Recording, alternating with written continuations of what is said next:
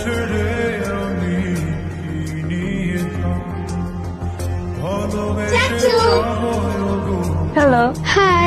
এই মেয়ে, তোমাকে কিন্তু চাচি বলে আর ডাকবো না। আমরা ডিসাইড করেছি তোমাকে তোমার নাম ধরে রাখবো, কারণ তুমি আমাদের বাসার নতুন বন্ধু। ওকে? বাই দ্য ওয়ে, তোমার নাম কি? সোহা। সোহা মামুনি, চলো তো আমাদের সাথে, তোমার জন্য সবাই ওয়েট করছে। চলো। এটা কি? এখানে সবার সামনে রুমে আসো। তোমাকে ছেড়ে আমি নিয়ে ভালোবেসে যাবো